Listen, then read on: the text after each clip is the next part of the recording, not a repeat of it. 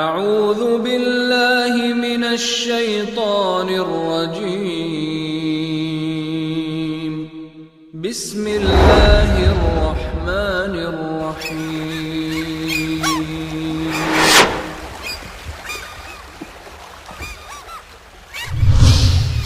كنتم خير أمة أخرجت للناس تأمرون بالمعروف وتنهون عن المنكر وتؤمنون بالله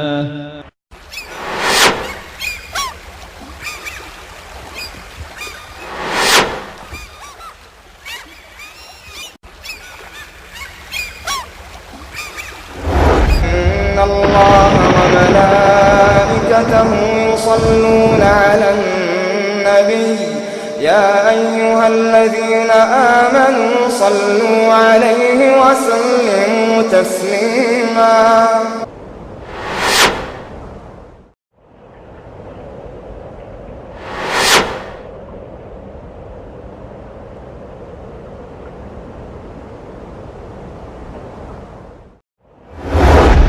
آپ صلی اللہ علیہ وسلم نے صحابہ کرام کو بحکم الہی مکہ مکرمہ سے مدینہ منورہ ہجرت کی اجازت دے دی. ایک کے بعد دیگرے تقریباً سارے کے سارے ہجرت کر گئے. صرف نبی کریم صلی اللہ علیہ وسلم اور آپ کے گھر والے حضرت ابوبکر صدیق رضی اللہ تعالیٰ عنہ اور ان کے گھر والے حضرت علی رضی اللہ تعالیٰ عنہ اور بعض وہ کمزور مسلمان کہ انہیں ہجرت کرنے کے کوئی چارہ نہیں تھا، وہ ہجرت نہیں کر سکتے تھے.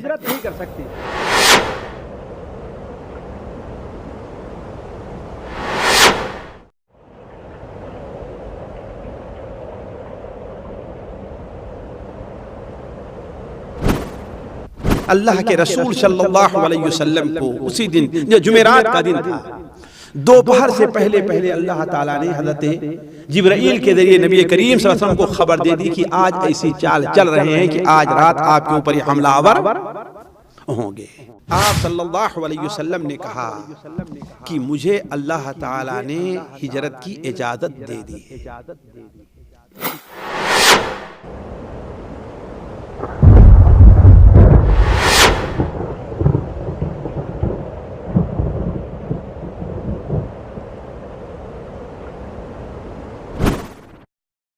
طلع البدر علينا من ثنيات الوداع وجب الشكر علينا ما دعا لله داع والذين هاجروا في سبيل الله ثم قتلوا أو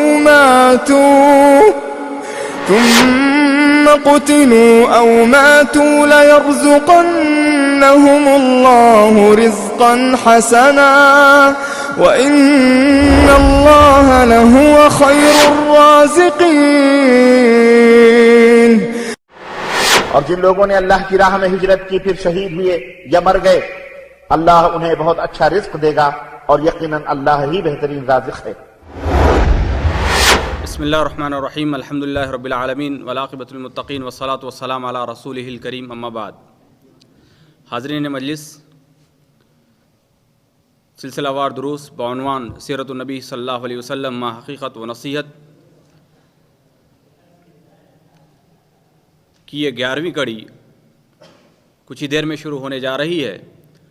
قبل اس سے کہ شیخ محترم 11ویں کڑی کا آغاز فرمائیں، پچھلے درس کی کچھ جھلکیاں ہمارے سامنے آ جائیں، ہمارے لیے بہتر اور مناسب ہوگا. پچھلے درس یعنی 10ویں کڑی میں 10ویں قسط میں ہم نے سیرت النبی صلی اللہ علیہ وسلم سے متعلق سنا تھا کہ آپ صلی اللہ علیہ وسلم کو اللہ رب العالمین کی جانب سے ہجرت کی اجازت میسر آ جاتی ہے.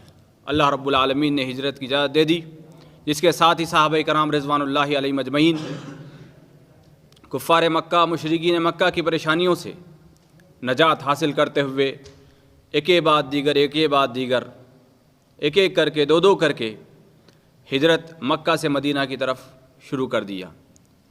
ہجرت کا نام سننے کے ساتھ ہی یہ کوئی ایسا معاملہ نہیں تھا، جیسا کہ 10ویں درس کے اندر ہم نے تفصیل کے ساتھ سنا تھا، شیخ محترم نے بتایا تھا کہ ہجرت کوئی آسان چیز نہیں تھی کہ کوئی ٹکٹ خریدا اور پہنچ گئے مکہ سے مدینہ، یا کوئی گاڑی بک کر لی اور وہاں پر پہنچ گئے۔ معاملہ ایسا نہیں تھا جیسا کہ ہم سوچتے ہیں کہ ہجرت کے بعد مسلمانوں کے اوپر بہت ساری آسانیاں آئیں۔ ہجرت کا عمل ایسا عمل تھا جس کے لیے مسلمانوں کو بہت ساری قربانیاں پیش کرنا پڑی۔ مسلمان کوئی رات میں نکلتے، کوئی صبح کے وقت نکلتے، کبھی کسی آڑے راستے سے نکلتے اور کبھی کسی سیدھے راستے سے نکل جاتے، لہذا مسلمانوں کو نت نئے پریشانیاں جھیلنی پڑی۔ حتیٰ کہ صحابہ کرام رضوان اللہ علیہ مجمعین میں سے کئی ایسے صحابہ کرام رضوان اللہ علیہ مجمعین تھے جنہیں اپنے گھر کو فروخت کرنا پڑا، جنہیں اپنے مال اور جان سے ہاتھ دھونا پڑا، جنہیں اپنے بیوی اور بچوں سے ہاتھ دھونا پڑا۔ ہر چیز کی قربانی دے کر صحابہ کرام رضوان اللہ علیہ مجمعین نے صرف اور صرف اپنے ایمان کی حفاظت کی خاطر انہوں نے گھر کو قربان کیا، مال کو قربان کر دیا، آل و عیال کو قربان کر دیا، اپنے جائیداد کو قربان کر دیا، زر و زمین کو قربان کر دیا، سب چیزوں کو قربان کر کے صرف اسلام اور اپنے ایمان کی حفاظت کی خاطر صحابہ کرام رضوان اللہ علیہ مجمعین، صحابیات رضوان اللہ علیہن اجمعین، انہوں نے مکہ سے مدینے کی طرف ہجرت کی۔ جیسا کہ آپ تفصیل کے ساتھ اگر درس سنیں تو دل انگیز، انتہائی دل انگیز واقعات ہمارے سامنے آئیں گے کہ صحابہ کرام رضوان اللہ علیہ مجمعین کو کس کس طریقے سے ستایا گیا۔ صحابی نکلتے ہیں، کسی صحابیوں کے ہاتھ سے ان کی بیوی کو ان سے جدا کر دیا جاتا ہے، ان کے بچے کو ان سے جدا کر دیا جاتا ہے، حتیٰ کہ جسم پر جو کپڑا ہے اسی کپڑے پر کئی صحابہ کرام رضوان اللہ علیہ مجمعین مدینہ المنورہ ہجرت کرتے ہیں۔ پھر کئی اور مختلف راستوں سے لوگوں کو پتہ چلتا کہ یہ فلاں آدمی ہے، ہجرت کرنے والا ہے، لہذا اس کو ستایا جاتا۔ تو بہرحال بہت سارے واقعات ہم نے سنے تھے اور بہت ساری مشاکل جو صحابہ کرام رضوان اللہ علیہ مجمعین کو درپیش تھی وہ ساری تفصیل کے ساتھ ہم نے سنا تھا کہ اب مسلمانوں کا ہجرت کا عمل شروع ہو چکا تھا، لہذا اب باری تھی خاتم النبیین سید المرسلین احمد مجتبیٰ محمد مصطفیٰ جناب محمد الرسول اللہ صلی اللہ علیہ وسلم کی ذات گرامی کے ہجرت کی، کہ آپ صلی اللہ علیہ وسلم کو کہ کب ہجرت کا اعلان ہو جائے، کب اجازت مل جائے اور کب حکم ہو ہجرت کا، اور اللہ کے رسول صلی اللہ علیہ وسلم مکہ سے مدینہ کی طرف ہجرت کریں۔ اسی ہجرت کی یہ جو کڑی ہے اور ہجرت کا جو سفر ہے انشاءاللہ تعالی بیان کیا جائے گا۔ میں بڑے ادب و احترام کے ساتھ استاد محترم فضیلت الشیخ مقصود حسن فیضی حفظ اللہ کو دعوت دیتا ہوں کہ وہ تشریف لائیں اور اس سلسلہ وار دروس کی 11ویں کڑی کا آغاز فرمائیں۔ السلام علیکم۔ بسم اللہ الرحمن الرحیم، الحمد للہ رب العالمین، الرحمن الرحیم مالک یوم الدین، ونشهد ان لا الہ الا اللہ ونشهد ان سیدنا ومولانا محمدا عبده ورسولہ ارسلہ الی الناس کافۃ بشیرا ونذیرا، اما بعد فإن خير الحديث كتاب الله وخير الهدي هدي محمد صلى الله عليه وسلم وشر الأمور محدثاتها وكل محدثة بدعة وكل بدعة ضلالة وكل ضلالة في النار۔ أعوذ بالله السميع العليم من الشيطان الرجيم، بسم الله الرحمن الرحيم، وإذ يمكر بك الذين كفروا ليثبتوك أو يقتلوك أو يخرجوك ويمكرون ويمكر الله والله خير الماكرين۔ سبحانك لا علم لنا إلا ما علمتنا إنك أنت العليم الحكيم۔ رب اشرح لي صدري ويسر لي أمري واحلل عقدة من لساني يفقه قولي واحلل عقدة من لساني يفقه قولي۔ عزیز ساتھیو، جب مدینہ منورہ کے مسلمان اسلام اور مسلمانوں کی مدد کے لیے ہمہ تن تیار ہو گئے، اسلام کے لیے اور مسلمانوں کے لیے اپنا سب کچھ قربان کر دینے کے لیے وہ تیار ہوئے تو آپ صلی اللہ علیہ وسلم نے صحابہ کرام کو بحکم الہی مکہ مکرمہ سے مدینہ منورہ ہجرت کی اجازت دے دی۔ اجازت ملنا تھا کہ صحابہ کرام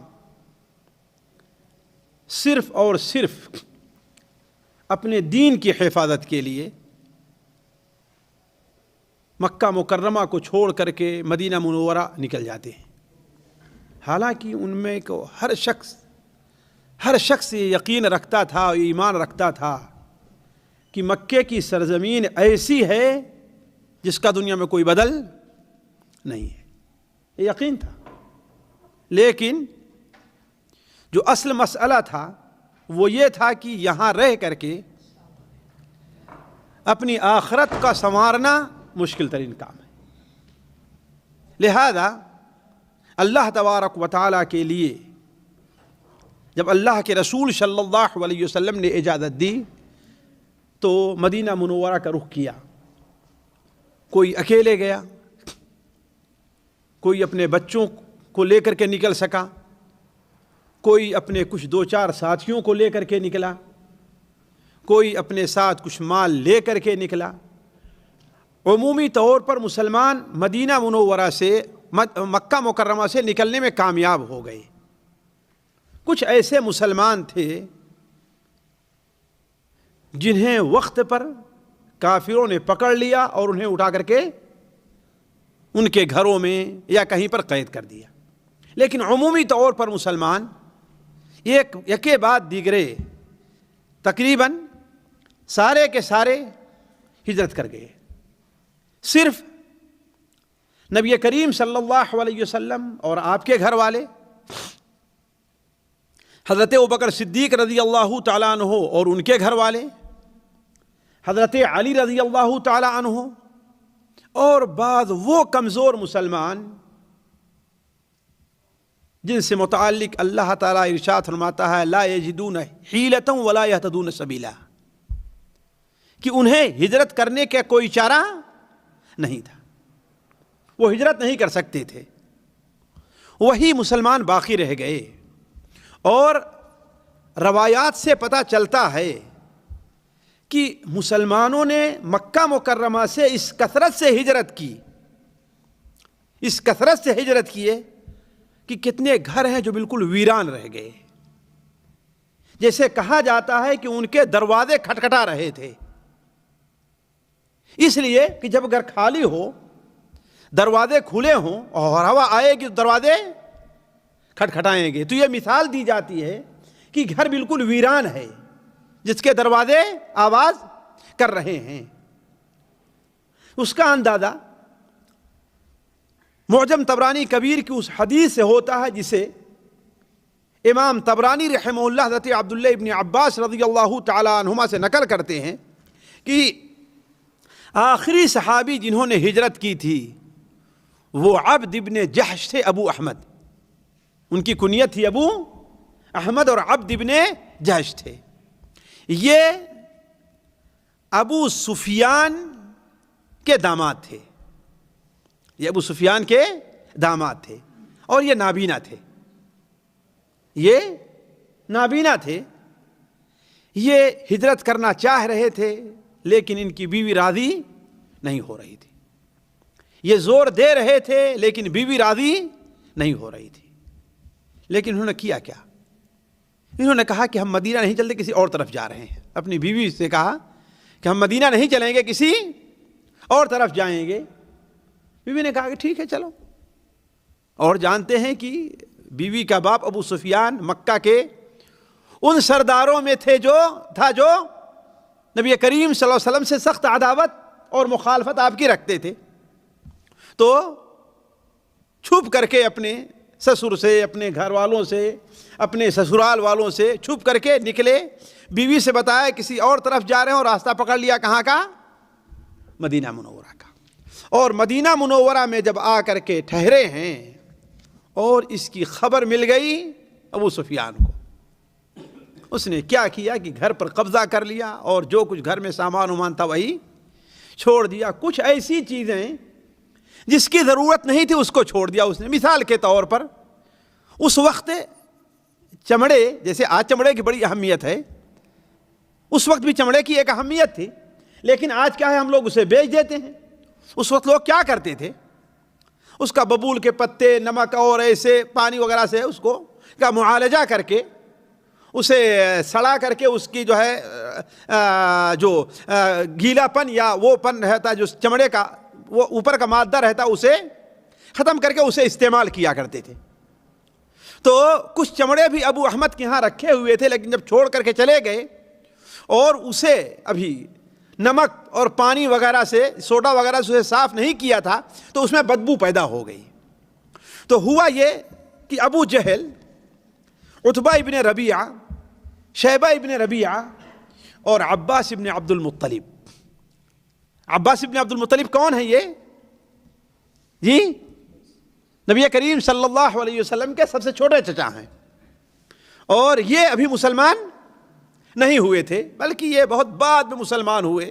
بلکہ غزوہ بدر میں کافروں کی طرف سے لڑنے بھی آئے تھے، وہاں چاہتے نہیں تھے لیکن کافروں کا ساتھ دینا تھا، لڑنے آئے تھے تو وہاں گرفتار بھی ہوئے.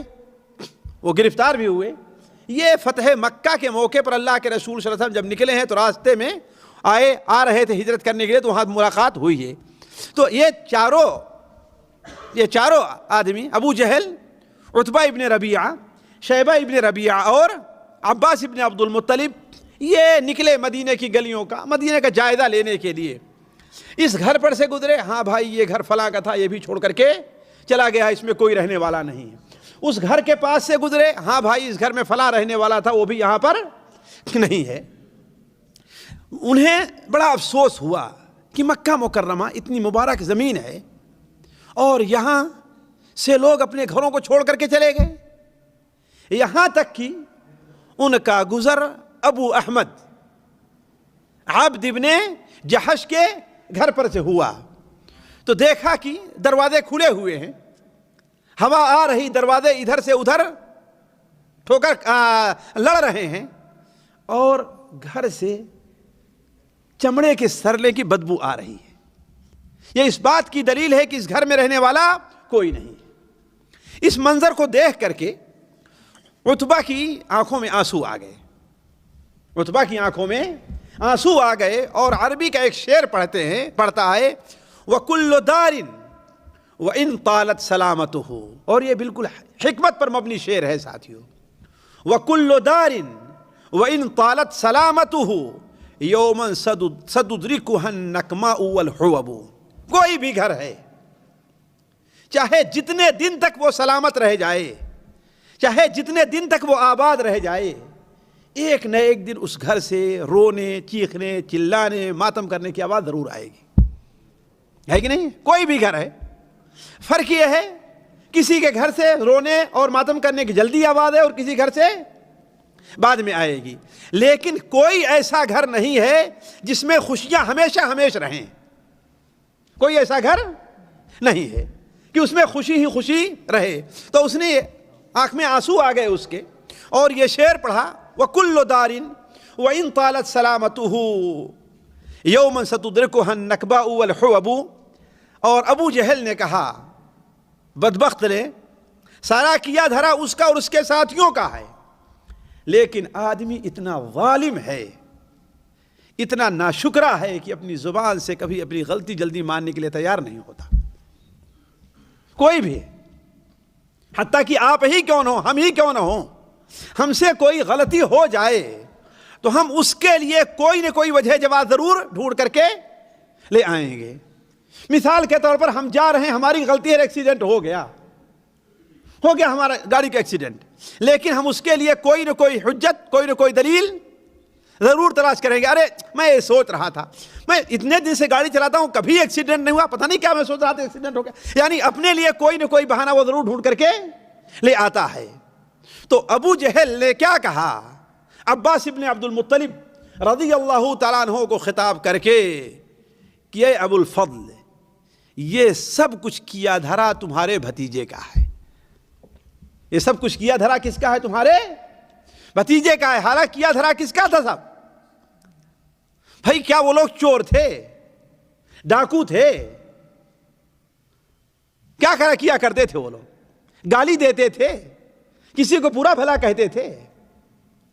صرف ان کی غلطی کیا تھی؟ صرف غلطی یہ تھی کہ اللہ کی زمین پر اللہ کا قانون نافذ کرنا چاہتے تھے، بس، اور کچھ نہیں تھا۔ زمین اللہ کی ہے کہ کسی اور کی ہے؟ گھر آپ کا ہو اور آپ کے گھر پر کسی اور کا قانون چلے، آپ کہیں برداشت کریں گے اس کو؟ تو زمین اللہ تعالیٰ کی ہے، اس زمین پر اگر گن گایا جائے تو کس کا گن گایا جائے؟ اللہ تعالیٰ کا۔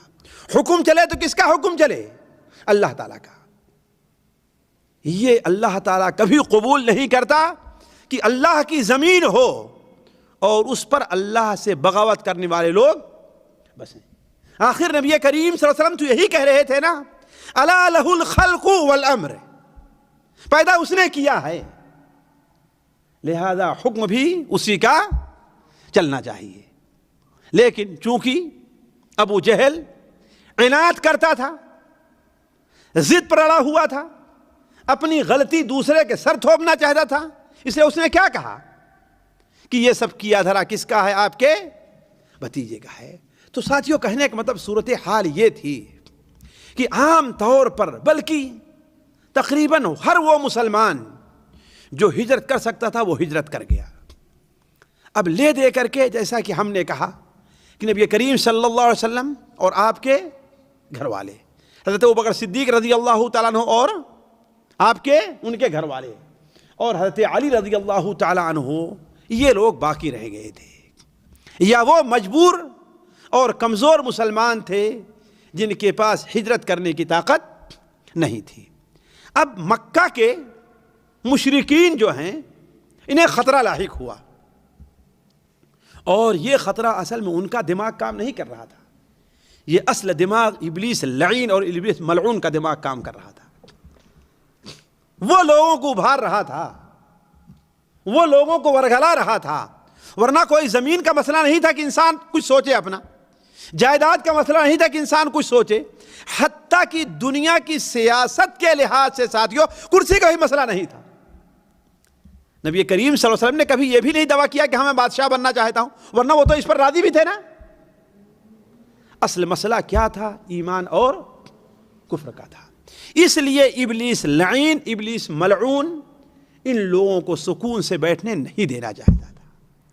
لہذا جب قریش نے یہ دیکھا کہ اب تو ایک ایک کر کے سارے ہی مسلمان چلے گئے ہیں، اب خطرہ لاحق ہوا کہ اس کا مطلب یہ ہے کہ محمد ابن عبداللہ صلی اللہ علیہ وسلم بھی اب یہاں پر نہیں رہیں گے، ایک نہ ایک دن یہاں سے جائیں گے، اور جائیں گے تو یہ نہیں کہ ہمیں سکون مل گیا، یہ نہیں سکون مل گیا، ہو سکتا ہے کہ جہاں جا رہے ہیں وہاں ان کی تعداد بڑھے، ان کی جمعیت اکٹھا ہو، تو کہیں ایسا نہ ہو کہ یثرب کے لوگوں کے ساتھ مل کر کے اپنی زمین، اپنے گھروں پہ قبضہ کرنے کے لیے ہمارے اوپر دوبارہ حملہ نہ آور ہو جائے۔ لہذا سفر سن 11 ہجری کے اخیر میں، سفر سن 11 ہجری کے اخیر میں جمعرات کی شب تھی، جمعرات کا دن تھا، چاشت کا وقت ہے، یا ربیع الاول کے ابتدائی ایام ہوں، اس لیے کوئی بات تحدید نہیں کی جا سکتی ہے۔ چاشت کے وقت چھپ کر کے قریش کے لوگوں نے ایک میٹنگ بلائی، جس میں قریش کے سارے بڑے بڑے سردار، جو آپ کے مخالف تھے وہ بھی اور جو آپ کے مخالف نہیں تھے وہ بھی، انہوں نے ایک میٹنگ کی۔ قرآن کے ظاہر سے یہ پتہ چلتا ہے، ورنہ کوئی صحیح روایت نہیں، لیکن البتہ قرآن کے ظاہر سے پتہ چلتا ہے کہ انہوں نے ایک میٹنگ کی۔ میٹنگ یہ کی کہ اب آخر کیا کیا جائے، کیا محمد صلی اللہ علیہ وسلم ان کو ان کے حال پر چھوڑ دیا جائے کہ جہاں چاہیں رہیں، یا ان کے اوپر سخت پابندی لگائی جائے، انہیں قید کر دیا جائے کسی گھر میں، ان کے پیر میں بیڑیاں ڈال دی جائیں تاکہ یہ جا نہ سکیں، یا کیا کرنا چاہیے؟ اللہ تبارک و تعالی اسی سے متعلق سورہ الانفال میں ارشاد فرماتا ہے، وَإِذْ يَمْكُرُ بِكَ الَّذِينَ كَفَرُوا लियुस्बितूक औ यक़्तुलूक औ युख़रिजूक वयमकुरून वयमकुरुल्लाहु वल्लाहु खैरुल माकिरीन।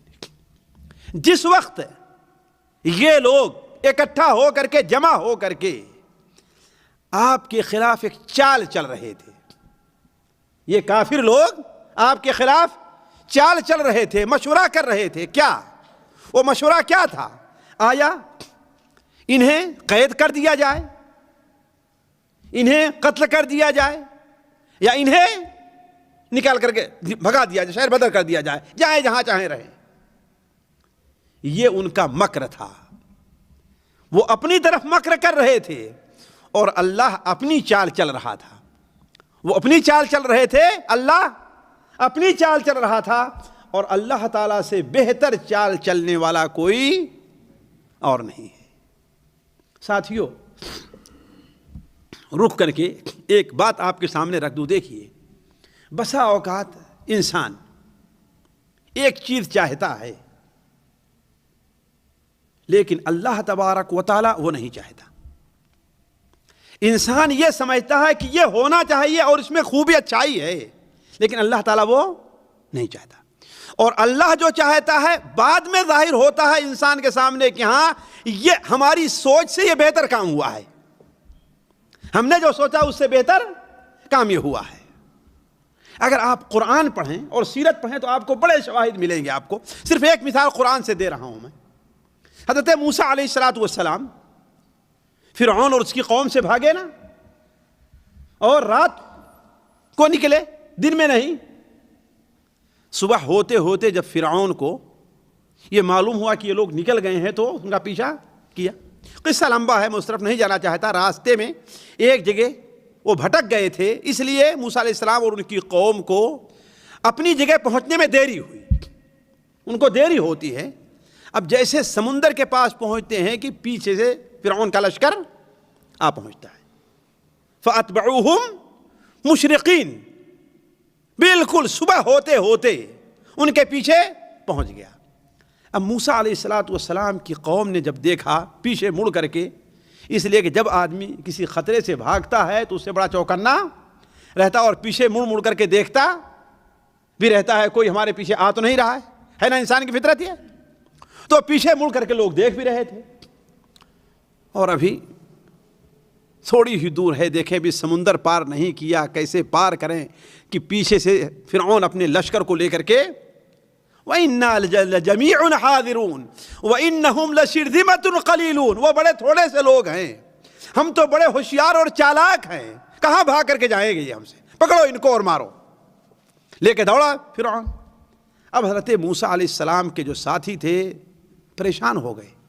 अब क्या करें, आगे समुंदर है, आगे जाते हैं तो समुंदर में डूब जाएंगे, पीछे आते हैं तो फिरऔन का लश्कर है।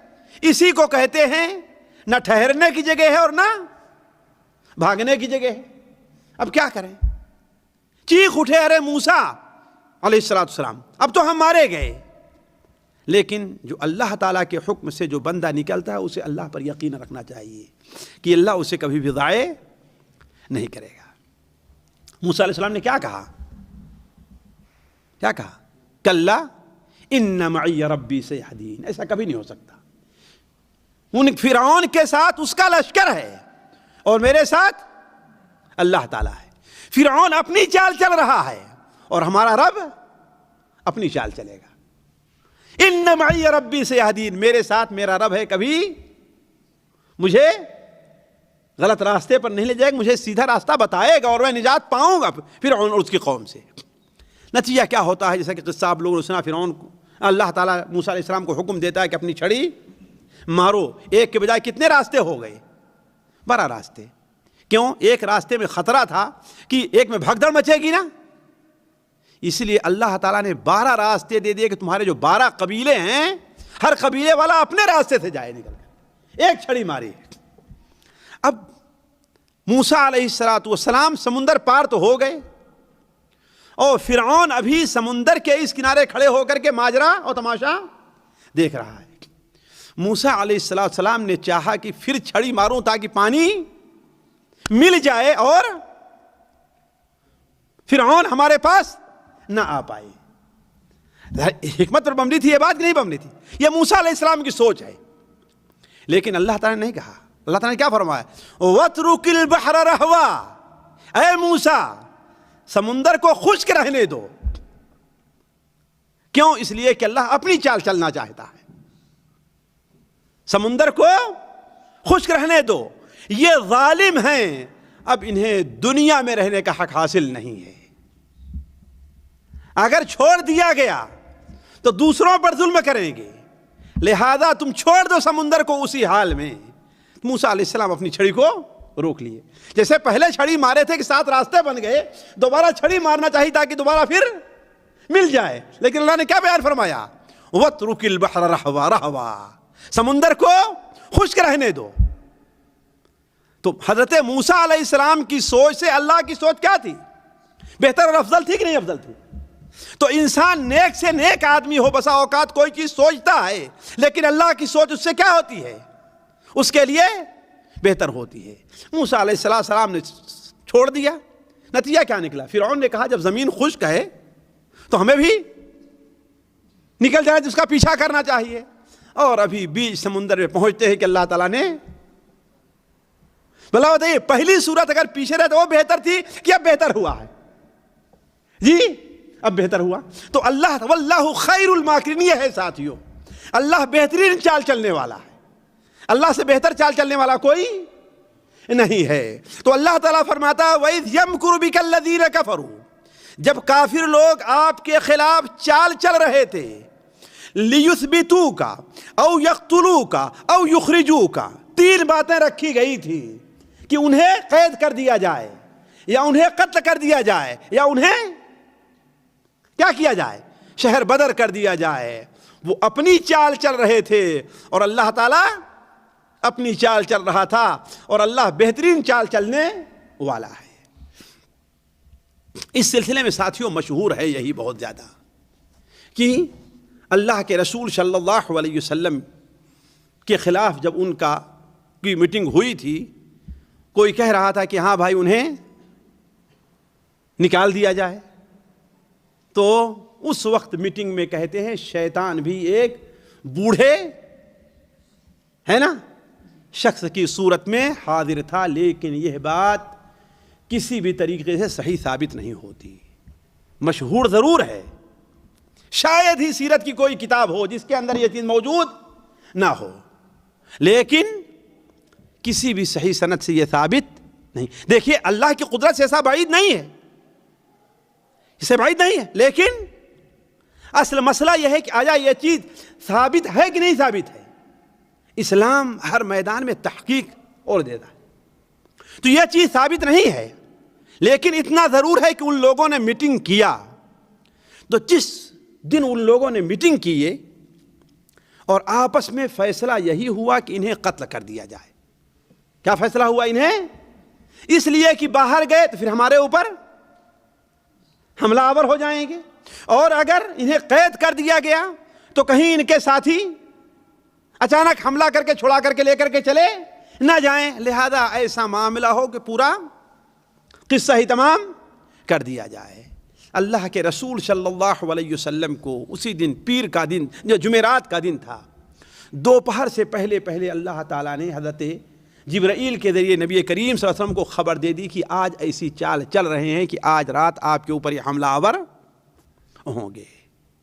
نبی کریم صلی اللہ علیہ وسلم حضرت عائشہ رضی اللہ عنہ بیان فرماتی ہیں، صحیح بخاری شریف میں ہے کہ دوپہر ہو چکی تھی.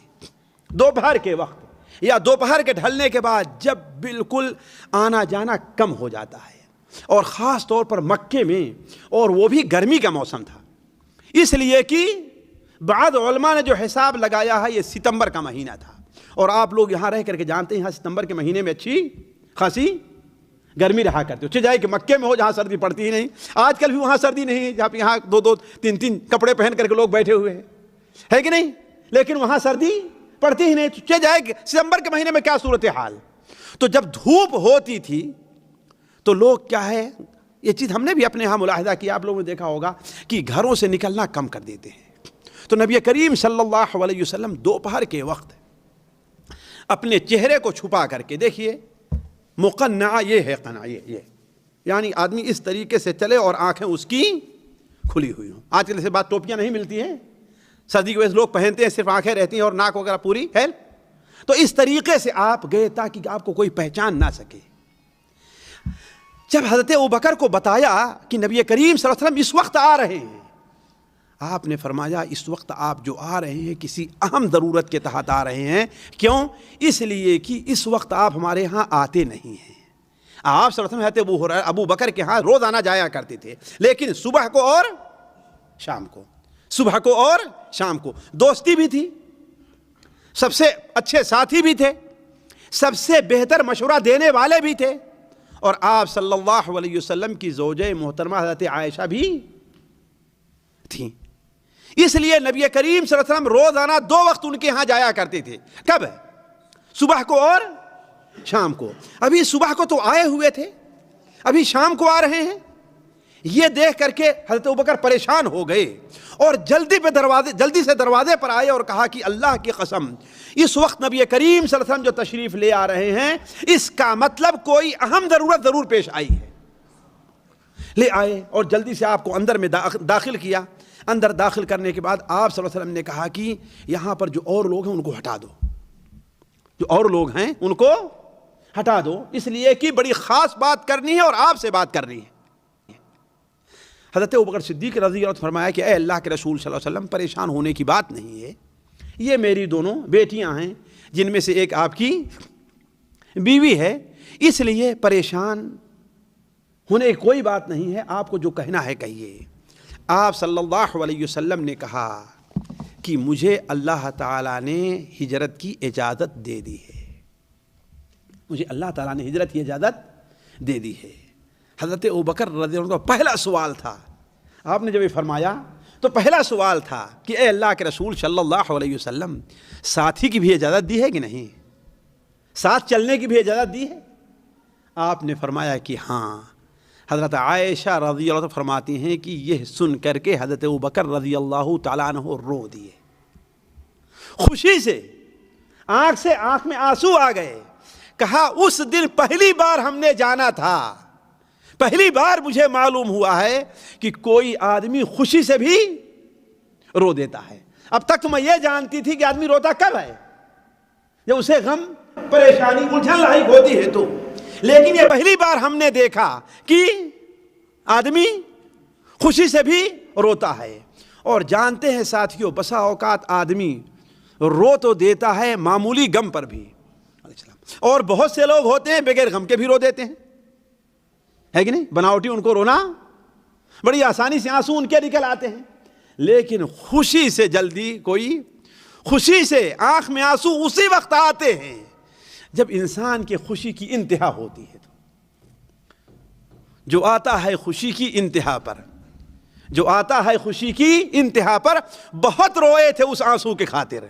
تو جو آنسو خوشی کے انتہا پر آتا ہے اس آنسو کے لیے کتنے آنسو بہانے پڑتے ہیں. تو حضرت ابوبکر صدیق رضی اللہ عنہ جب یہ سنا کہ اللہ کے رسول صلی اللہ علیہ وسلم نے یہ خبر دی کہ ہاں حضرت ابوبکر کو محمد ابن عبداللہ محمد رسول اللہ صلی اللہ علیہ وسلم کے ساتھ کے لیے اللہ نے چن لیا ہے، اجازت دی ہے، تو خوشی سے رو دیے. اور اس کے بعد کہا اللہ کے رسول صلی اللہ علیہ وسلم یہ دیکھیے 2 اونٹنیاں ہیں جسے ہم نے آج مہینوں سے، جس دن سے یہ خبر ملی ہے اور یہ آیت نازل ہوئی ہے سورہ بنو اسراء کی وَقُلْ رَبِّ أَدْخِلْنِي مُدْخَلَ صِدْقٍ وَأَخْرِجْنِي مُخْرَجَ صِدْقٍ، تو آپ کو کے بارے میں جب معلوم ہوا کہ اب آپ کو ہجرت کی اجازت ملے گی، اسی وقت سے 2 اونٹنیوں کو ہم نے ببول کے پتے کھلا کھلا کر کے موٹا کیا ہے. ساتھیوں میں سوچ رہا تھا آخر ببول کے پتوں کا کیوں ذکر آیا ہے. ہو سکتا ہے میری سوچ غلط ہو، لیکن اصل یہ ہے کہ اگر انسان کو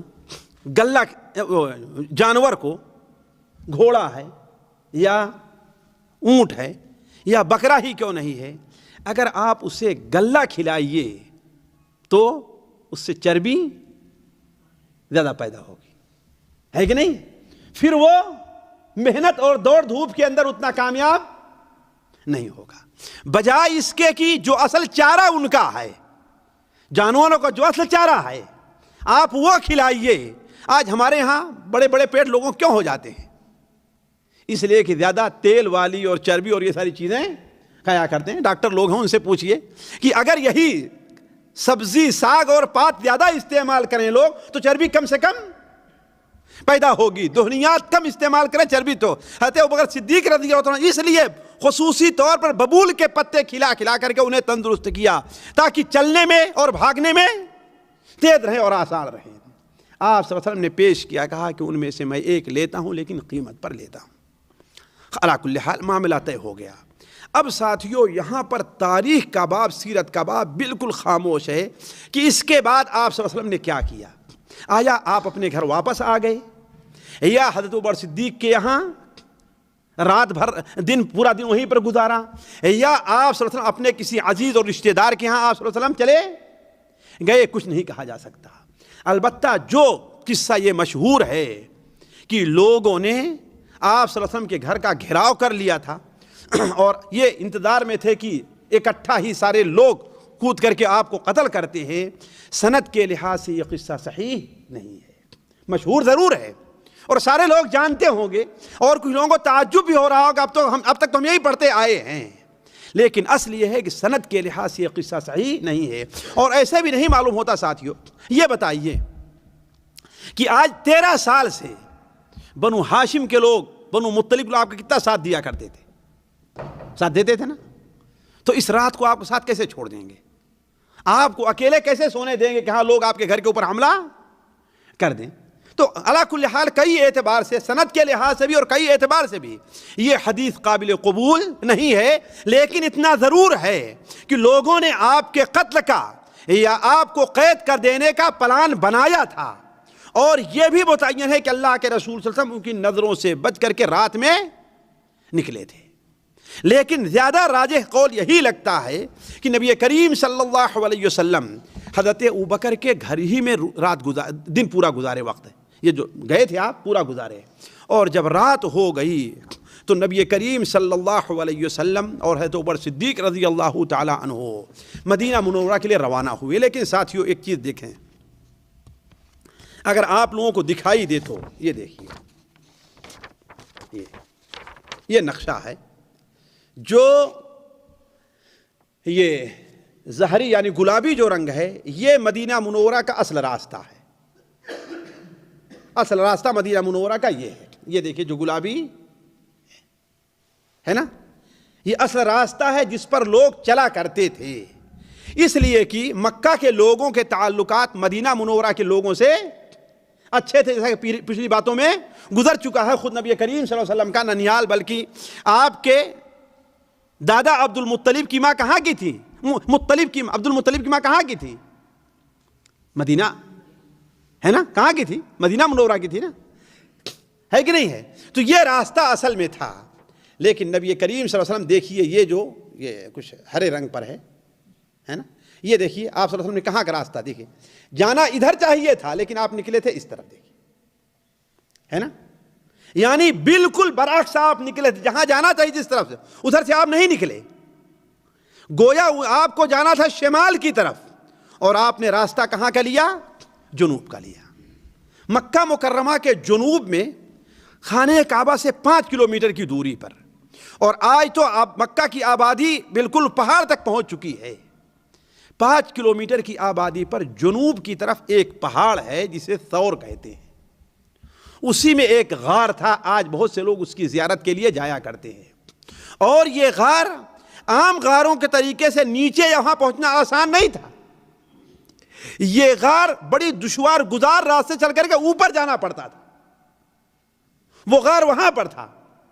تو آپ صلی اللہ علیہ وسلم مدینہ منورہ کا جو عام راستہ تھا اس راستے سے نہ نکل کر کے شمال کے بجائے آپ نے جنوب کا راستہ اختیار کیا, اور رات ہی میں وہاں پر پہنچ گئے حضرت ابوبکر صدیق رضی اللہ تعالیٰ عنہ کے ساتھ. حضرت ابوبکر صدیق رضی اللہ تعالیٰ عنہ. لیکن اس سے پہلے ایک بات رہ گئی ہے. حضرت عائشہ رضی اللہ عنہ بیان فرماتی ہیں کہ جب نبی کریم صلی اللہ علیہ وسلم حضرت ابوبکر صدیق نے بالکل فیصلہ کر لیا کہ اب ہمیں نکلنا ہے, تو ظاہر بات ہے سفر کے لیے سامان کی بھی آج طرح اس طرح تو ہے نہیں کہ ہاں بھائی ٹرین پر سفر کریں گے تو وہاں کھانے کو ملے گا، ہے کہ نہیں؟ اپنی گاڑی سفر کریں گے تو جگہ جگہ پر پیٹرول پمپ بنے ہوئے ہیں اور پیٹرول پمپ پر ہوٹل بھی، ہے کہ نہیں؟ اس وقت ایسا نہیں تھا. آپ لوگ خود، بلکہ آپ لوگوں نے اپنے جو 40 اور 35 سال کے اپنے بچپن میں ہی دیکھے ہوں گے کہ راستے میں کھانے وغیرہ چیزیں بڑی کم ملا کرتی تھیں. تو آپ صلی اللہ علیہ وسلم کے لیے توشہ تیار کر دیا، اور بہترین قسم کا توشہ، اچھے سے اچھا توشہ ہوتا ہے وہ تیار کیا. تو آپ صلی اللہ علیہ وسلم توشہ لے کر کے اپنے ساتھ نبی کریم ابو بکر صدیق کو لیا اور غار ثور میں چلے آئے. غار ثور تک پہنچنے کے بعد حضرت ابو بکر صدیق رضی اللہ عنہ نے کہا کہ اے اللہ کے رسول صلی اللہ علیہ وسلم، اگر آپ ٹھہریے ذرا سا. اور رات اندھیری تھی ساتھیوں، اس لیے کہ یہ کون سے دن تھے؟ ابھی بتایا ہے ہم نے، سفر کی آخری تاریخ تھی یا ربیع الاول کی ابتدائی تاریخ. اور ظاہر بات ان دونوں دنوں میں کیا رہتا؟ اندھیرا رہتا ہے نا، اندھیری راتیں رہتی تھی. تو رات میں اندھیرا تھا، اسی لیے حضرت عمر صدیق رضی اللہ عنہ پہلے جب غار کے منہ تک پہنچ گئے تو کہا اے اللہ کے رسول آپ ٹھہریے، آپ اندر نہ جائیے، ہم پہلے جا کر کے دیکھ لیتے ہیں. تو اس لیے کہ یہ ایسا غار ہے جس میں لوگ بہت کم آ کر کے، شاید ہی کوئی یہاں پر آ کر کے رکتا ہے.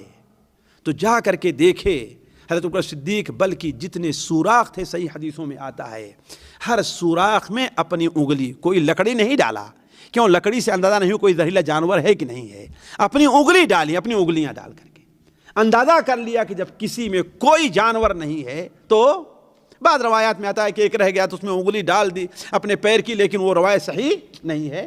تمام انگلیوں میں انگلی ڈال کر کے دیکھا، جب کسی میں سے کوئی جانور نظر نہیں آیا یا کسی کا اثر نہیں تو آپ صلی اللہ علیہ وسلم کو آنے کے لیے وہاں پر آپ صلی اللہ علیہ وسلم حضرت ابوبکر اس غار کے اندر 3 رات کو رہ گئے. جمعرات کو نکلے تھے تو جمعہ کی رات اور سنیچر کی رات اور اتوار کی رات، جمعہ کا دن، سنیچر کا دن اور اتوار کا دن، گویا 3 رات اور 3 دن مکمل آپ صلی اللہ علیہ وسلم وہاں پر ٹھہرے رہے. آپ صلی اللہ علیہ وسلم کے ساتھ کھانے کا سامان تھا، البتہ پینے کے لیے نہیں تھا. اس کا انتظام ہے تو ابو بکر نے کیا کیا. اور آپ یہ جانتے ہیں کہ مکہ کے لوگ آپ صلی اللہ علیہ وسلم کو ایسے چھوڑنے والے نہیں تھے، اسی لیے تو آپ نے الٹا راستہ اختیار کیا. کیوں؟ لوگ تلاش کریں گے تو سیدھے راستے پر جائیں گے، اس لیے کہ ان کو یہی معلوم ہے کہ میں مدینہ میں یثرب جاؤں گا، لہذا آپ صلی اللہ علیہ وسلم نے الٹا راستہ کیا. اور 3 دن تک ٹھہرے رہے کہ دیکھیں لوگوں کی آمد و رفت تھوڑی سی کم ہو جائے. تو اس کے لیے آپ نے کیا ترکیب کی؟ حضرت عبداللہ ابن ابو بکر، عبداللہ ابن حضرت ابو بکر کے بیٹے، ایک بالکل نوجوان لڑکا تھا لیکن بڑا سمجھدار بچہ تھا. نوجوان تھے لیکن بڑے سمجھدار تھے. انہیں کہتے تھے کہ ایسا کیا کرو کہ تم جب مکہ میں اندھیرا ہو جائے، اندھیری رات تھی، اندھیرا ہو جائے تو چھپکے سے ہمارے پاس چلے آیا کرو اور دن بھر پتہ لگاؤ کہ لوگ کیا کہتے ہیں، ہمارے بارے میں کیا مشورے ہو رہے ہیں، کیا فیصلہ ہو رہا ہے لوگوں کا. تو کیا کرتے تھے؟ رات میں چلے آیا کرتے تھے اور صبح کو بھور سے پہلے جلدی جا کر کے مکے میں پہنچ جاتے تھے تاکہ لوگ یہ سمجھیں کہ یہ رات بھر کہاں رہا ہے، ہمارے ہی پاس رہا ہے.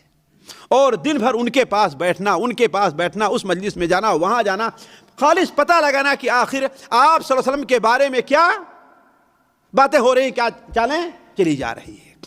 اور حضرت ابوبکر صدیق رضی اللہ تعالیٰ عنہ کے غلام تھے عامر ابن فہیرہ، اور یہ بکریاں چرایا کرتے تھے. یہ روزانہ بکریاں جہاں مکے کے دوسرے لوگ بکریاں چرتے انہی کے ساتھ چراتے تھے، اور جب شام کو بکریاں لے کر کے واپس ہوتے تھے تو اپنی بکریاں تھوڑا سا آہستہ چلتے تھے.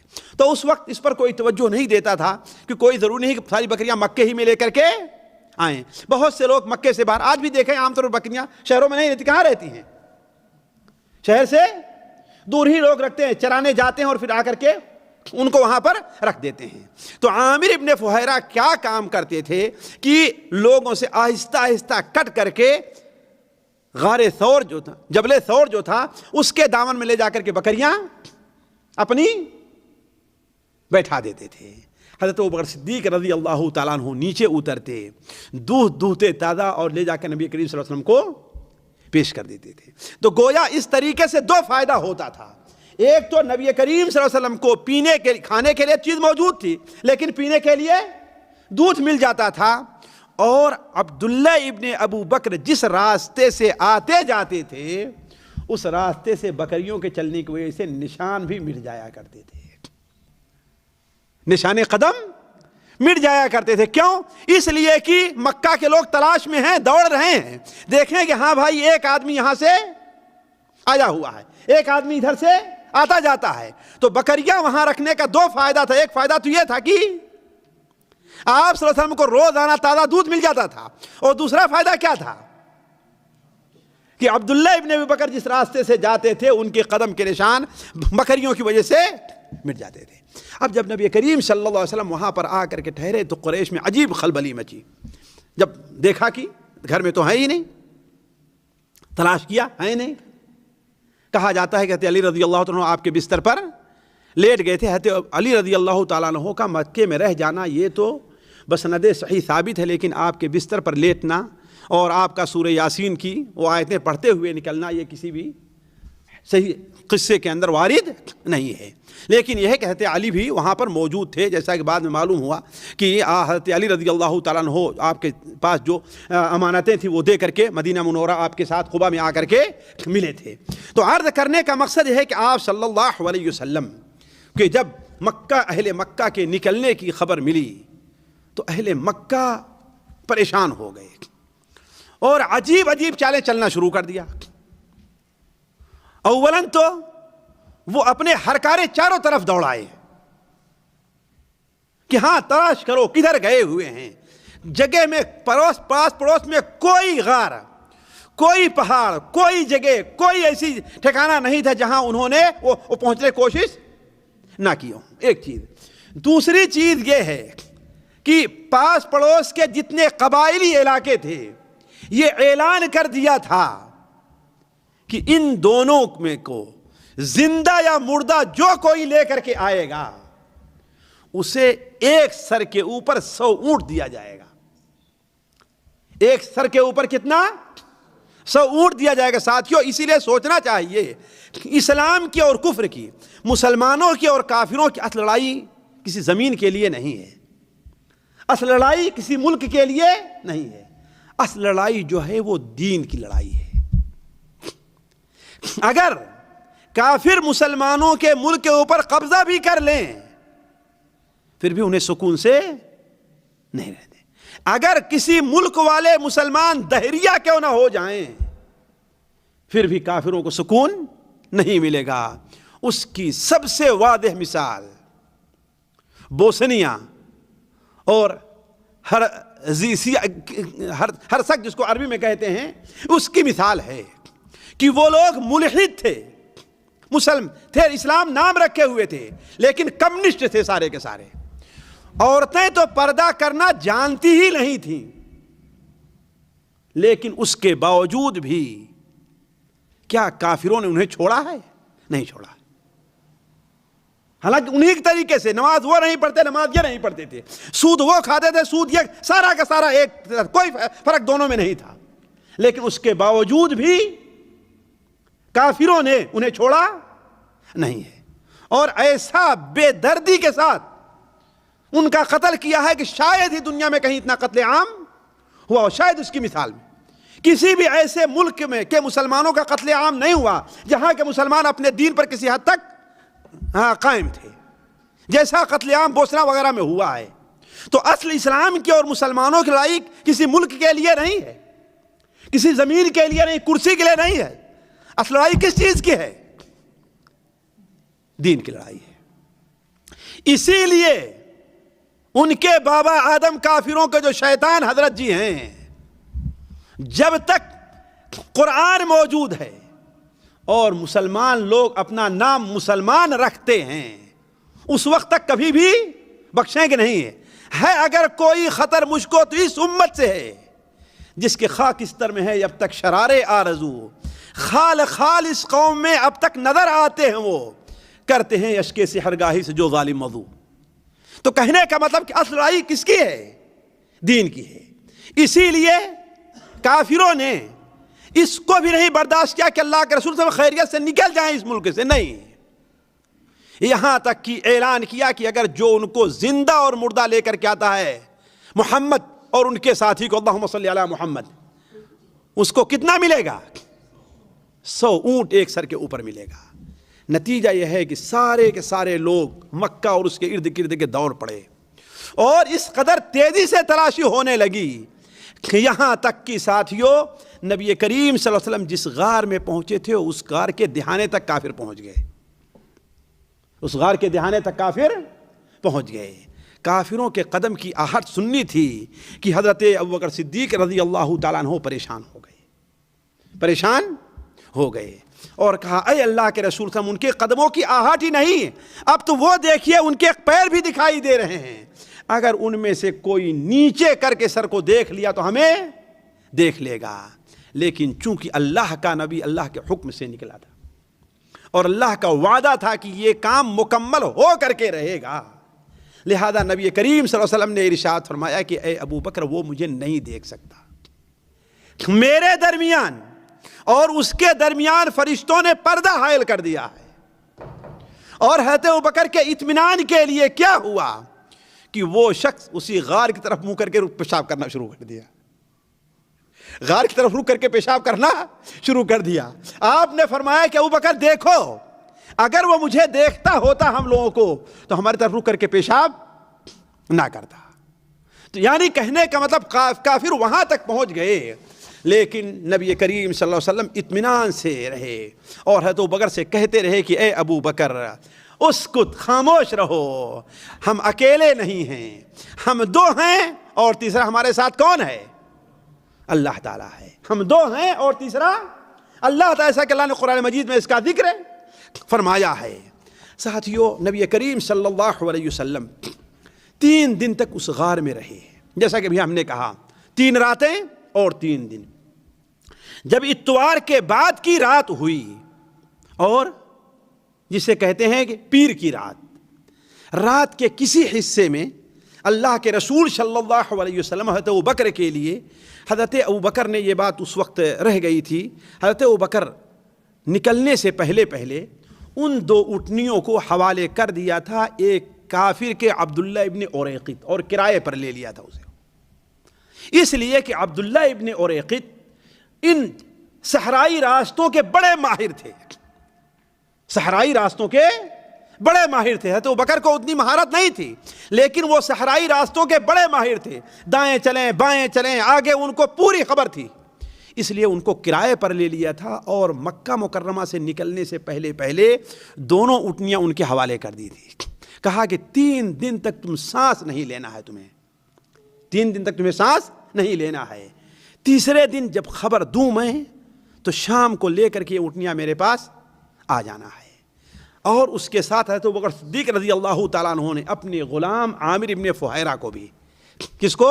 عامر ابن فہیرہ جو بکریاں چرایا کرتے تھے، ان کو بھی ساتھ میں کر لیا۔ گویا کئی آدمی ہو گئے ساتھیوں؟ 4 ہو گئے۔ نبی کریم صلی اللہ علیہ وسلم، حضرت ابوبکر صدیق رضی اللہ تعالیٰ عنہ، عامر ابن فہیرہ رضی اللہ تعالیٰ عنہ اور عبداللہ ابن اوریقط جو ابھی تک کافر تھا۔ ان کے اسلام کے بارے میں معلوم ہے کہ اسلام قبول کیا کہ اسلام قبول نہیں کیا۔ رات کے وقت کسی پیر کی رات کو کسی وقت وہاں سے نکلے ہیں، اور وہاں سے نکلے ہیں تو جنوب کی طرف، شمال کی طرف نہیں چلے ساتھیوں۔ یہ دیکھیے کچھ دیر جنوب جا کر کے اور سمندر کی طرف آئے ہیں، ساحل سمندر کی طرف، پھر یہاں سے تقریباً 80 کلومیٹر چلنے کے بعد اس راستے کو کاٹا ہے، یہاں پر دیکھیں آپ۔ پھر اس کے بعد کچھ دور تک یہاں چلتے رہے ہیں، پھر اس کے بعد یہ راستہ کاٹ کے سمندر کی طرف آئے ہیں۔ یہ دیکھیے پورے راستہ آپ صلی اللہ علیہ وسلم اس طریقے سے چلتے رہے، یعنی مدینہ منورہ کا جو عام راستہ چلنے کا ہے آپ اس راستے پر کبھی بھی نہیں چلے، اور یہی فائدہ تھا عبداللہ ابن اوریقط کو ساتھ لینے کے لیے۔ تو آپ صلی اللہ علیہ وسلم وہاں سے نکلے اور جنوب کی طرف، پھر جنوب سے ساحل سمندر کا راستہ لیا، یعنی جدہ کی طرف کا، پھر اس کے بعد کافی دور 80 کلومیٹر چلتے ہوئے جب ہاں آج عسفان ہے، عسفان کے قریب پہنچے تو پھر آپ نے راستہ کاٹ کر کے دائیں کا راستہ آپ صلی اللہ علیہ وسلم نے لیا ہے۔ آپ صلی اللہ علیہ وسلم پوری رات چلتے رہے، آپ اور آپ کے ساتھی، دوسرا دن بھی چلتے رہے، یہاں تک کہ دوپہر ہو گئی ساتھیوں، یہاں تک کہ دوپہر. اور اس درمیان میں روایات سے پتہ چلتا ہے کہ آپ صلی اللہ علیہ وسلم نے 120 کلومیٹر کا راستہ طے کیا ہوگا ساتھیوں. کتنا؟ تقریباً 120 کلومیٹر کا راستہ.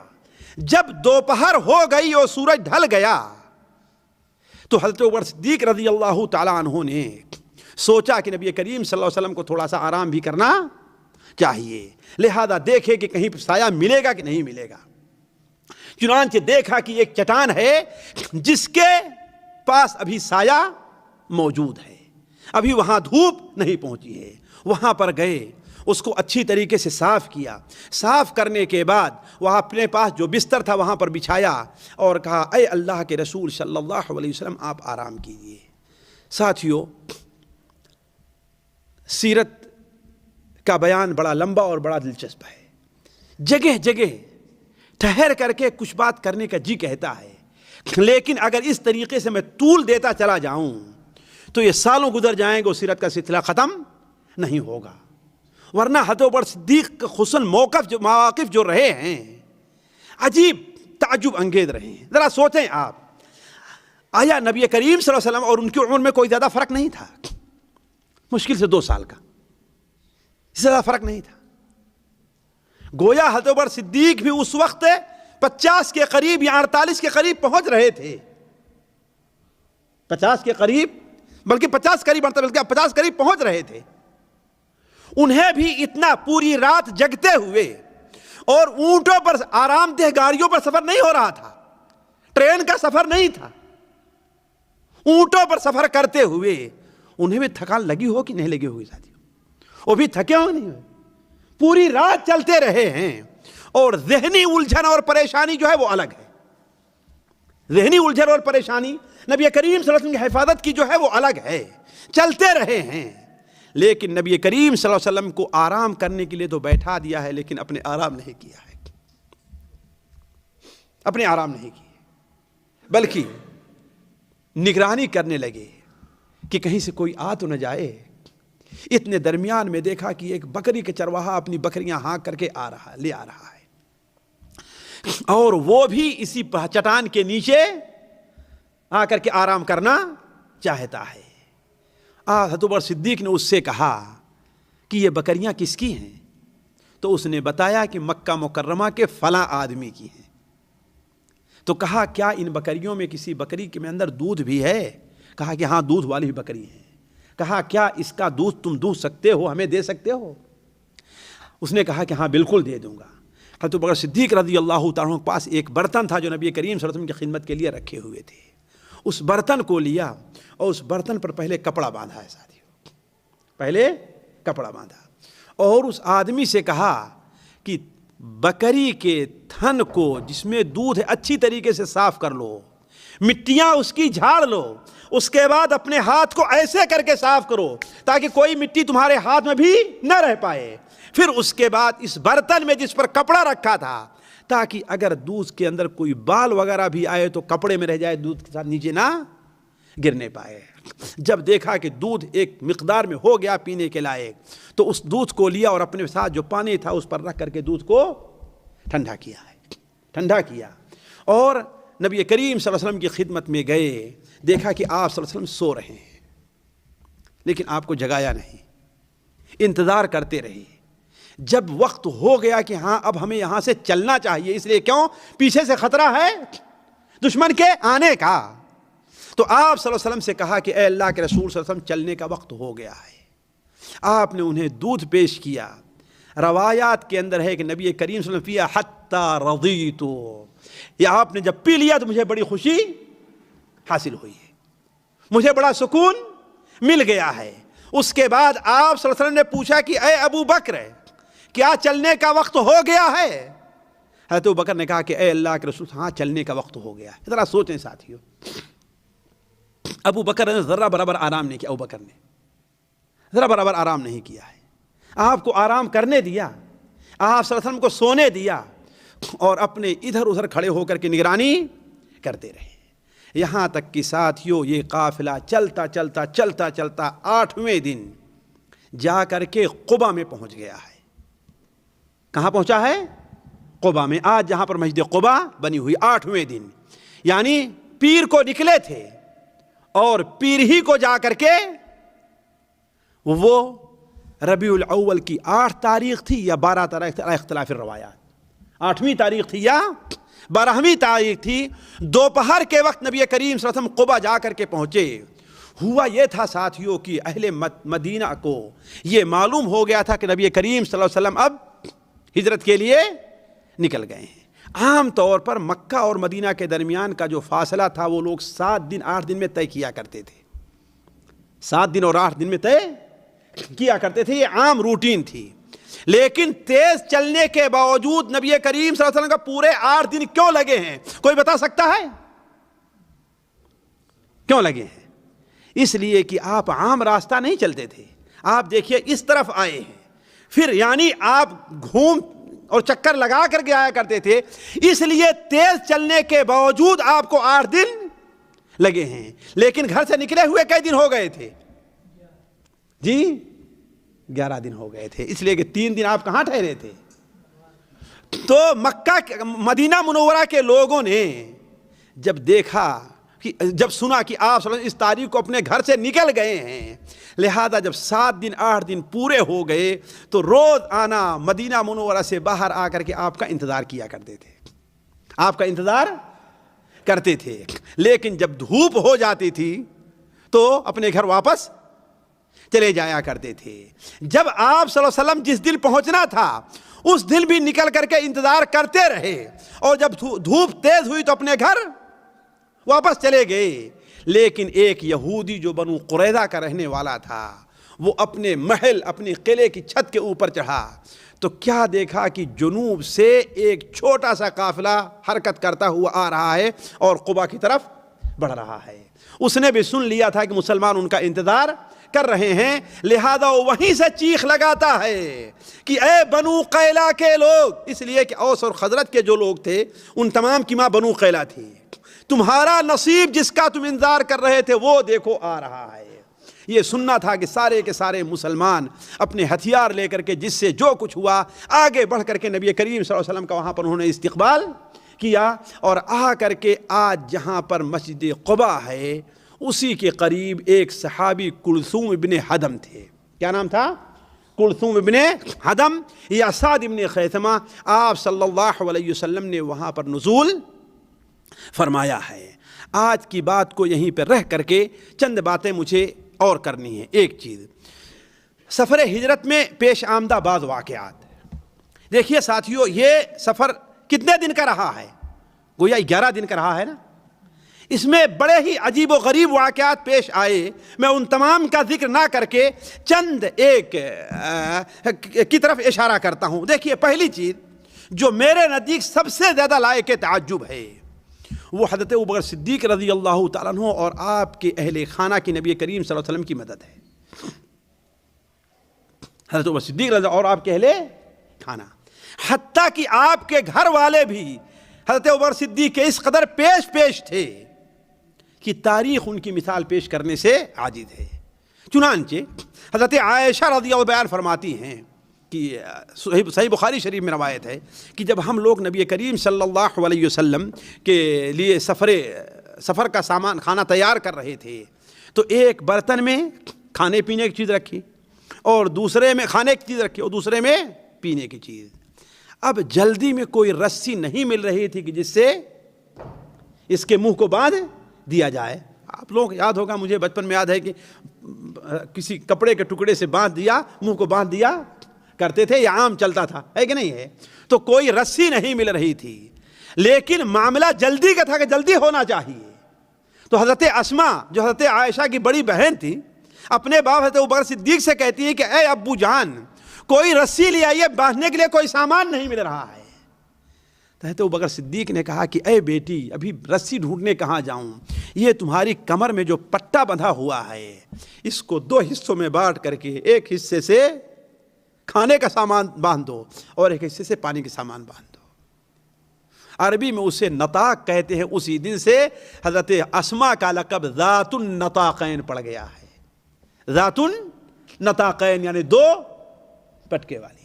اور اسی پر نہیں، حضرت ابوبکر صدیق رضی اللہ تعالیٰ عنہ کے والد ابو قحافہ وہ مسلمان نہیں ہوئے تھے. وہ مسلمان ہوئے ہیں کب ساتھیوں؟ کسی کو یاد بتا سکتا ہے؟ فتح مکہ کے موقع پر وہ مسلمان ہوئے ہیں. لیکن حضرت ابوبکر صدیق نے جب ہجرت کی ہے آپ صلی اللہ علیہ وسلم کے ساتھ تو اس وقت نابینا تھے. ان کو معلوم ہوا کہ ابو بکر سارا کچھ لے کر کے ہمارا بیٹا بچوں کو چھوڑ کر کے چلا گیا ہے. تو گھر میں آئے اپنے پوتے پوتیوں کو تسلی دینے کے لیے. گھر میں بیٹھتے ہیں، نابینا ہیں دونوں آنکھ سے، کہتے ہیں بچوں مجھے ڈر لگ رہا ہے کہ ابو بکر خود تو گیا ہی ہے لیکن اپنے ساتھ سارا کچھ لے کر کے چلا گیا ہے، کچھ چھوڑ کر کے تمہارے لیے نہیں گیا ہے. حضرت اسما بیان فرماتی ہیں کہ اس وقت ابو بکر صدیق رضی اللہ تعالیٰ عنہ کے پاس 600 یا 500 درہم تھے. کتنا؟ 600 یا 500 درہم تھے. کہا اللہ کی قسم ایک درہم بھی نہیں چھوڑے تھے، وہ بھی لے کر کے چلے گئے تھے. لیکن اللہ کے لیے حضرت اسما کی بہادری دیکھیے، ہوشیاری دیکھیے. کہتے نہیں دادا جان بہت کچھ چھوڑ کر کے گئے ہیں. کیوں ساتھیوں؟ کیوں بہت کچھ چھوڑ کر کے گئے ہیں؟ ایک پیسہ بھی نہیں چھوڑا ہے لیکن بہت کچھ کیا چھوڑا ہے جی؟ اللہ کو چھوڑ کر کے گئے ہیں. اس سے بڑی اور کوئی چیز ہو سکتی ہے نا؟ لیکن جا کے جھوٹ بھی نہ ہو اور دادا جان بھی خاموش ہو جائیں. کہا نہیں دادا جان ابو جان بہت کچھ چھوڑ کر کے گئے ہیں ہمارے لیے. اتنے میں دیکھا کہ بچوں کے ساتھ وہ مشغول ہیں. کچھ کنکڑ پتھر لیے ایک کپڑے میں باندھ کر کے اسی جگہ پر جہاں پر ابو بکر اپنا سامان وہ نقد رکھتے تھے اس میں رکھا اور ایک موٹا سا کپڑا اس کے اوپر رکھ دیا اور اپنے دادا کا ہاتھ کہا دادا جان آئیے دکھائیے ہمارے ابو ہمارے لیے کہاں چھوڑ کر کے گئے ہیں. جا کے دیکھا کہا کہ یہ دیکھیے ہمارے لیے اشرفی عورتوں نے چھوڑ کر کے گئے ہوئے. تو ساتھیوں حضرت ابوبکر صدیق رضی اللہ تعالیٰ عنہ اور ان کے خاندان نے جو نبی کریم صلی اللہ علیہ وسلم کی خدمت کی ہے، اسی لیے آپ صلی اللہ علیہ وسلم نے بیان فرمایا صحیح بخاری شریف میں ہے کہ سب سے زیادہ میرے اوپر جس کا احسان ہے مال کے لحاظ سے ہے یا نفس اور جان کے لحاظ سے ہے، وہ کس کا احسان ہے؟ حضرت ابوبکر صدیق رضی اللہ تعالیٰ عنہ کا ہے. اسی لیے حضرت عمر رضی اللہ عنہ نے فرمایا کہ 2 راتیں ایسی ہیں کاش کہ ابو بکر میری پوری زندگی کی عبادت لے لیتے لیکن ان 2 راتوں میں سے ایک رات مجھے دے دیتے بس. پہلی رات کون سی ہے ساتھیوں؟ پہلی رات غار میں جب اللہ کے رسول صلی اللہ علیہ وسلم ٹھہرے تھے تو جا کر کے اپنے آپ کو زہریلے جانوروں کے منہ میں ڈال دینا چاہا ہے لیکن نبی کریم صلی اللہ علیہ وسلم کو اندر جانے نہیں پہلے دیا ہے. تو اللہ کے رسول نے ارشاد فرمایا کہ دنیا میں ہم نے ہر ایک کا احسان چکا دیا ہے، البتہ ابو بکر ہیں جن سے شیعہ حضرات کو سخت دشمنی ہے، نعوذ باللہ من ذالک، اور حضرت ابو بکر کی دشمنی انہیں جہنم میں لے جائے گی انشاءاللہ. حضرت ابو بکر کی جو دشمنی ہے انہیں جہنم میں لے کر کے جائے گی. انہیں گمراہ کیا ہے. اسی لیے آج دیکھیں کوئی بھی شیعہ بوڑھا ہوتا ہے، بڑا ہو جاتا ہے تو اس کے چہرے اور بندر کے چہرے میں کوئی فرق نہیں رہا کرتا ہے. بچپن میں بڑے خوبصورت دکھائی دیں گے وہ، لیکن بڑے ہونے کے بعد ان کی شکل بالکل بندروں جیسے. یہ صحابہ کرام حضرت ابوبکر کو برا بھلا کہنے کی لعنت ان کے اوپر مسلط ہے. تو عرض کرنے کا مقصد ہے ابوبکر صدیق سے متعلق آپ نے کیا بیان فرمایا؟ ہم نے دنیا میں ہر ایک کا احسان چکا دیا ہے سوائے ابو بکر کے، کہ ابو بکر نے اپنی جان بھی ہمارے اوپر نشاور کرنے کے لیے تیار تھے، اپنا مال بھی سارا کچھ ہمیں دے دیا ہے اور اپنی بیٹی کی شادی مجھ سے کی ہے. اس کے علاوہ نبی کریم صلی اللہ علیہ وسلم ابو بکر صدیق رضی اللہ تعالیٰ عنہ کو جو پریشانی آپ کے ساتھ سفر میں تھی ساتھیوں وہ قابل تعجب ہے. صرف اس کی ایک جھلکی میں آپ کو دکھاتے چلتا ہوں اس لیے کہ وقت زیادہ ہوتا جا رہا ہے. دیکھیے جب آپ صلی اللہ علیہ وسلم، جیسا کہ امام طبرانی نے نقل کیا ہے، آپ صلی اللہ علیہ وسلم جب مدینہ منورہ کے لیے غار سے نکلے ہیں تو حضرت ابوبکر صدیق رضی اللہ عنہ کبھی آپ کے آگے چلتے تھے اور کبھی آپ کے پیچھے رہا کرتے تھے. عجیب، یہ کیوں بھائی؟ وجہ کیا ہے؟ تھوڑی دور آگے چلتے تھے اور تھوڑی دور پیچھے رہتے تھے. کیوں؟ آپ نے جب ان کی یہ پریشانی دیکھی تو کہا اے ابو بکر یہ کیوں ہے؟ کہا اے اللہ کے رسول صلی اللہ علیہ وسلم، جب میں یہ سوچتا ہوں کوئی پیچھے سے آپ کے اوپر حملہ نہ کر دے تو میں پیچھے آ جایا کرتا ہوں، لیکن پیچھے چل جب کچھ دیر ہوتی ہے خطرہ ہوتا ہے کہیں آگے کوئی چھپا ہوا نہ ہو اور آپ پر اچانک حملہ کر دے تو میں آپ کے آگے آ جایا کرتا ہوں. حدیث شریف میں ہے کہ یہی طریقہ حضرت ابوبکر صدیق رضی اللہ تعالیٰ عنہ کا مدینہ منورہ تک پہنچنے تک رہا ہے. بلکہ صحیح بخاری شریف میں حضرت سراقہ کی جو روایت موجود ہے وہ بیان کرتے ہیں کہ جب ہم نے آپ کا پیچھا کیا تو دیکھا، جب دو آدمی کو ہم نے دیکھا تو کہا آپ صلی اللہ علیہ وسلم قرآن پڑھتے جا رہے تھے اور پیچھے مڑ کے دیکھتے نہیں تھے. البتہ حضرت ابوبکر صدیق رضی اللہ عنہ بار بار پیچھے مڑ کر کے دیکھتے تھے، کوئی آ تو نہیں رہا ہے، کوئی دکھائی تو نہیں دے رہا ہے. تو کہنے حضرت ابوبکر صدیق رضی اللہ تعالی عنہ نبی کریم صلی اللہ علیہ وسلم کی اس راستے میں بڑی خدمت کی ہے، اور یہی وجہ تھی کہ اللہ تبارک و تعالیٰ نے نبی کریم صلی اللہ علیہ وسلم کی صحبت کے لیے کس کا انتخاب کیا تھا؟ حضرت ابوبکر صدیق رضی اللہ تعالی عنہ کا انتخاب کیا تھا. ساتھیوں، اس سفر کے اندر نبی کریم صلی اللہ علیہ وسلم سے بہت سے معجزات کا ظہور ہوا ہے. ایک معجزہ تو وہی جو ہم نے ابھی اشارہ کیا تھا، غار کے منہ پر پہنچے تو کھڑے ہو کر کے وہ پیشاب کرنے لگا. کافر ہے نا؟ آپ نے کیا فرمایا؟ فرشتوں نے ہمارے اس کے درمیان کیا کر دیا ہے. اس طریقے دوسرا معجزہ حضرت سراقہ کا قصہ آپ لوگ بار بار پڑھتے آئے ہیں. حضرت سراقہ بیان کرتے ہیں کہ جب میں اتنی دور پہنچ گیا اور یہ تھا کہ اب میں تیر سے ماروں تو ان کو لگ سکتی ہے. حضرت ابوبکر نے پیچھے سے دیکھا اور پریشان ہو گئے اور کہا اے اللہ کے رسول صلی اللہ علیہ وسلم، اب تو وہ سوار ہمیں پالے گا، اس کے پاس ہتھیار ہے. آپ صلی اللہ علیہ وسلم فرمایا کہ ایسا نہیں ہو سکتا. چنانچہ آپ نے دعا کی، بد دعائیں کی، اور سراقہ کا اونٹ بالکل صاف چٹیل میدان میں، ریتیلی زمین بھی نہیں ہے، اپنے گھٹنوں تک زمین میں پھنس گیا. اور حضرت ابوبکر صدیق وہاں سے، حضرت سراقہ رضی اللہ عنہ وہاں سے نیچے گر گئے. پھر اٹھتے ہیں اور اپنا پانسے کا تیر مارتے ہیں، اور وہی تیر نکالتے جس میں لکھا ہوا کہ ان کا پیچھا نہ کرو، لیکن پھر بھی مال کی لالچ میں 200 اونٹوں کی لالچ ہے، اس کے لیے پھر آگے بڑھتے ہیں، پھر وہ گر جایا کرتے ہیں. ایسے جب تیسری بار ہوا تو آواز لگائی، کہا کہ اے مسافرو، میں جان گیا کہ تمہارے ساتھ کوئی اور طاقت ہے اور اس طاقت پر میں غالب نہیں آ سکتا. میرے پاس یہ کچھ موجود ہے، جو کچھ آپ لینا چاہیں لے لیں.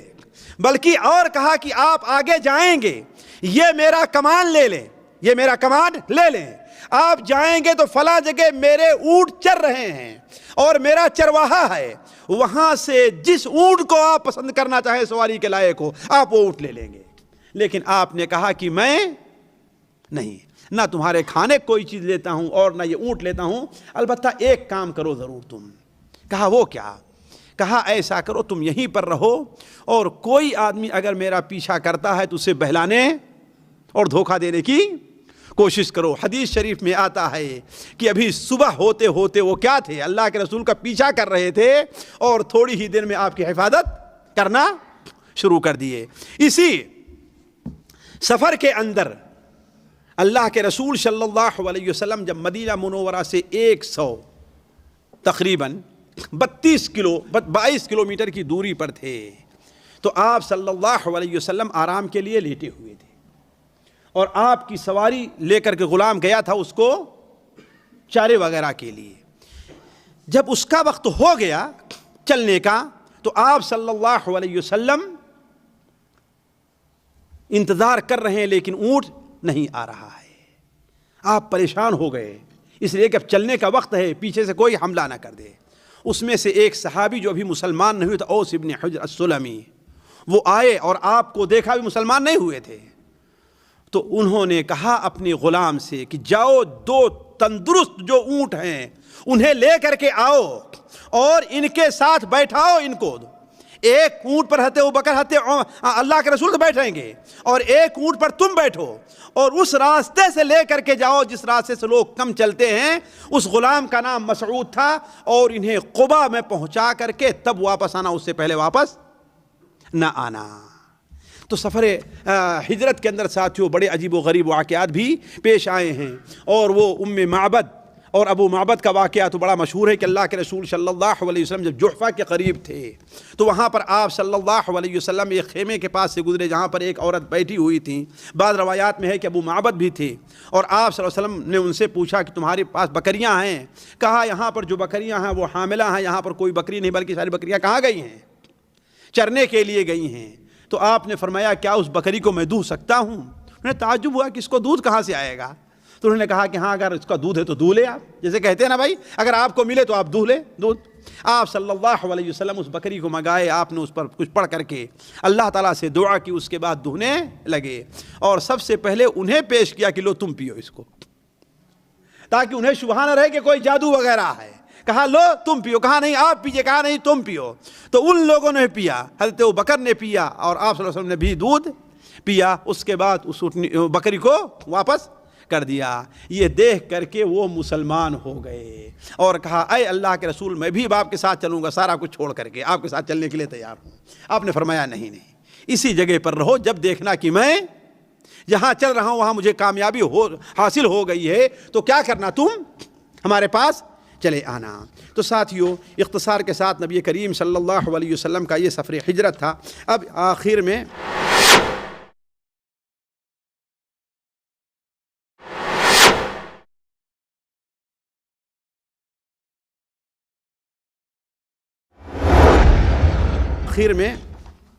چند ہمیں جو فوائد ہوتے ہیں اس آج کے درس سے وہ آپ کے سامنے رکھتا ہوں۔ دیکھیے پہلی بات ساتھیوں، ہجرت کی مشروعیت۔ ہجرت کس کو کہتے ہیں؟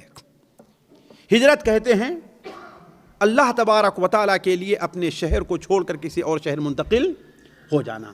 مکہ مکرمہ سے مدینہ منورہ طرف ہجرت فتح مکہ سے پہلے واجب تھی، اللہ کے رسول صلی اللہ علیہ وسلم ہجرت واجب تھی، لیکن مکہ فتح ہو جانے کے بعد وہ ہجرت واجب نہیں رہ گئی۔ البتہ آج بھی دیار کفر سے جہاں انسان کو اپنے دین پر عمل کرنے کی کھلی آزادی نہ ہو، اگر استطاعت ہے تو وہاں سے ایسی جگہ ہجرت کر کے جانا واجب ہے جہاں اسے کھلی آزادی ہو۔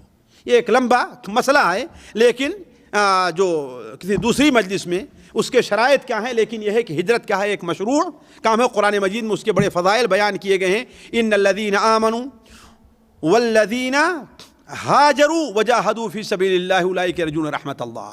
قرآن مجید میں کئی جگہ ہجرت کے فضائل بیان کیے گئے ہیں۔ دوسری چیز جو ساتھیوں ذرا غور کرنے کی ہے، اللہ تبارک و تعالیٰ پر توکل ایک مومن کا عقیدہ اور ایک مومن کا عمل ہونا چاہیے۔ بھروسہ کس پر ہونا چاہیے؟ اللہ تعالیٰ پر توکل۔ لیکن توکل کا یہ معنی نہیں ہے کہ ظاہری اسباب اختیار نہ کیے جائیں۔ توکل کا یہ معنی نہیں کہ ظاہری اسباب اختیار نہ نہیں بھائی چلو بس اللہ کے بھروسے چلتے ہیں، نہیں، اطمینان سے جتنے جائز وسائل ہو سکتے ہیں آپ استعمال کیجئے، اس کے بعد اللہ تعالیٰ پر توکل کیجئے۔ سفر ہجرت پر اگر آپ غور کریں تو یہ چیز بہت کھل کر کے ہے۔ مثال کے طور پر ذرا دیکھیں، اللہ کے رسول حضرت ابوبکر کے ہاں کس وقت گئے ہیں؟ جی گھر پر کس وقت گئے؟ دوپہر کے وقت، جبکہ لوگوں کا نکلنا کم ہو جاتا ہے۔ یہ احتیاط ہے کہ نہیں احتیاط ہے؟ دوسرے آپ گئے ہیں تو اپنے چہرے کو کھول کر کے نہیں، چہرے کو ڈھک کر کے گئے ہیں۔ تیسرے آپ صلی اللہ علیہ وسلم نے کیا فرمایا کہ یہاں پر جو اور لوگ ہیں ان کو یہاں سے کیوں؟ اس لیے کہ معاملہ راز کا ہے، یہ معاملہ راز، یہاں سے انہیں ہٹا دیجئے۔ اور صرف یہی نہیں، حضرت ابوبکر کے گھر سے کب نکلے ہیں؟ رات کو نکلے ہیں، دن ہی میں نہیں نکلے ہیں، اور غار میں 3 دن تک کیا ہے؟ چھپے رہے، اور مدینہ منورہ جانے کا راستہ وہ اختیار کیا ہے جو مدینہ منورہ اصل جانے کا نہیں ہے۔